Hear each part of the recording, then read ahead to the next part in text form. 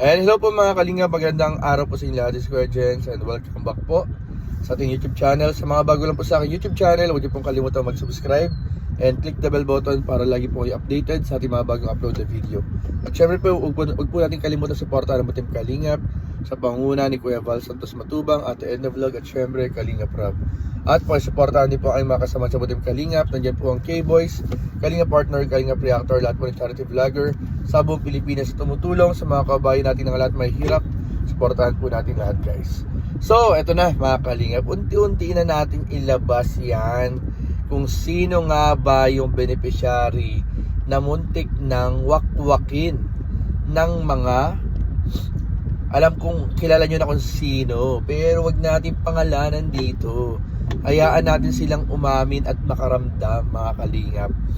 Pero eto na, marami nagtatanong kasi, Kuya Jen, sino po ba yung beneficiary na yan? Pangalanan na kasi yan. Hindi po kasi natin pwedeng basta-basta pangalanan po, mga Kalingap. Hindi ako sinipod. Hindi natin pwedeng basta-basta po pangalanan, mga Kalingap. Hindi po ganun kadali. Kasi dahil ito po ay isang controversy.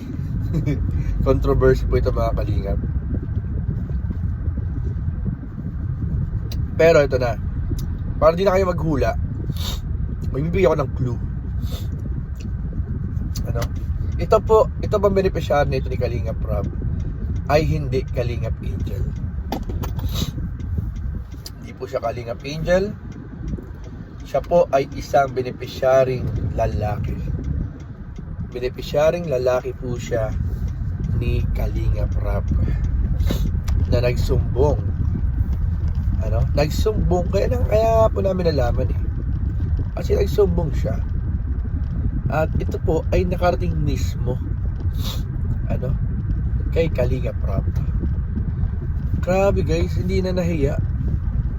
Hindi na mga nahihiya kay Kalingap Rob. Lahat talaga na ng pwedeng gawing pagtatraidor ginagawa na. Talagang hindi na kontento sa kanilang mga unang ginawa. Talagang sinusunod-sunod.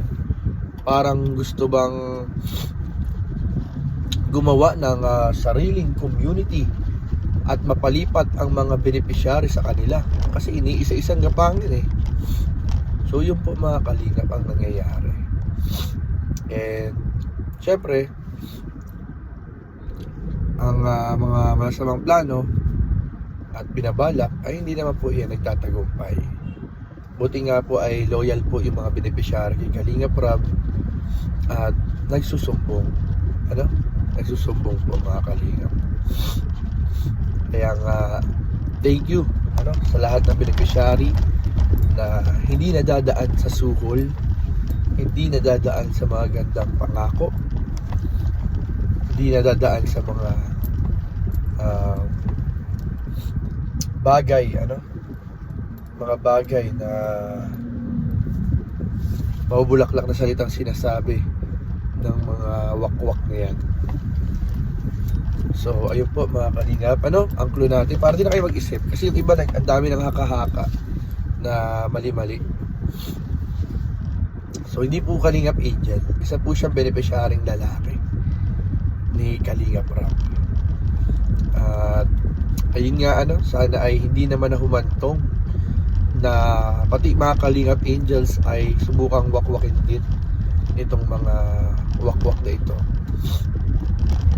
And sana ay maalala nila na kaya din sila nasa pwesto nila ngayon ay dahil kila Kalingap Rob.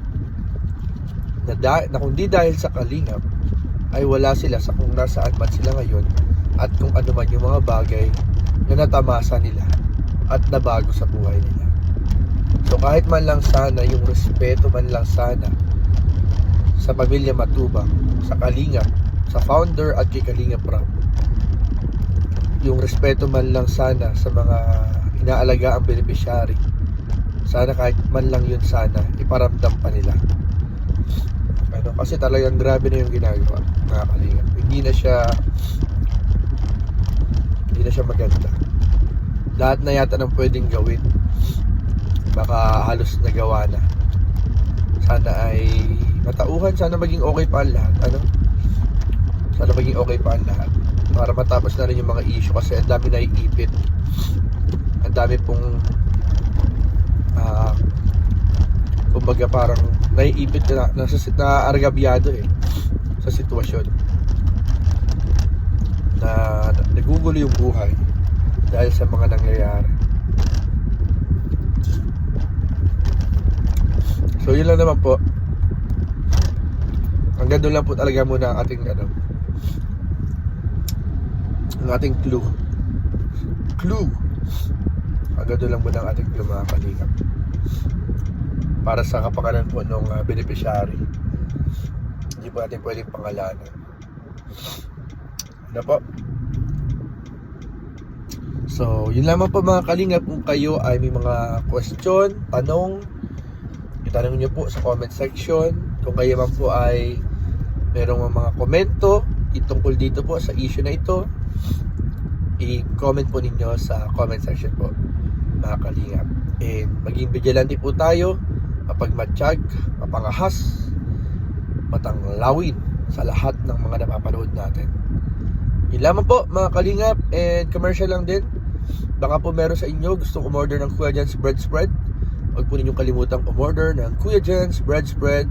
Meron po tayong 3 flavor: yema, ube, and mango yema. Message lang po kayo sa akin sa Kuya Jen's Facebook page. So yun lamang po, and maraming po salamat. God bless. Jesus loves you. Bye-bye. Kuya Jen's palaman, sarap to.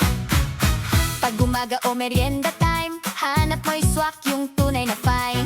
Sa tinapay o kahit pandesal, Kuya Jen's palaman, solid ang sarap. Yema spread, tamis na perfect. Mango yema, fresh na fresh. Ube spread, kulay palang panalo na. Kuya Jen's palaman, saya talaga. Spread mo lang, sarap agad. Kahit simple nagiging espesyal. Yema, mango, ube, kumpleto na. Kuya Jen's palaman, di ka magsasawa. Sa baon o bonding sa bahay, lahat napapangiti sa'yo tuloy-tuloy. Isang pahig, solve na cravings mo, mapapaisa pa kahit busog ka na. Yema spread, tamis na perfect. Mango yema, fresh na fresh. Ube spread, kulay palang panalo na. Kuya Jen's palaman, saya talaga.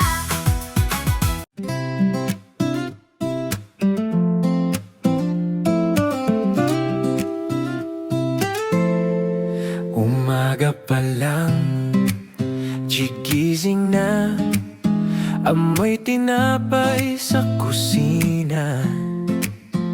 Si Kuya Jen's nang bahala, pahiran mo, ayos na. Kuya Jen's bread spread, sarap niyan. Crema creamy sa tinapay mo ay panalo yan. Yema, ube, mango, tikim na. Breakfast, merienda, lahat saya. Yema tamis na parang fiesta. Ube kulay lila, ang ganda. Mango na parang araw, bagong gupit. Isa pa nga, di ka makabitin. Kuya Jen's bread spread, sarap niyan. Crema creamy sa tinapay mo ay panalo yan. Yema, ube, mango, tikim na. Breakfast, merienda, buong pamilya. Kuya Jen's bread spread, araw-araw, isang pahid lang. Gutom nagpaalam. Kuya Jen's bread spread, salo-salo, salo-salo. Sarap ng buhay sa bawat kagat mo. Kuya Jen's bread spread.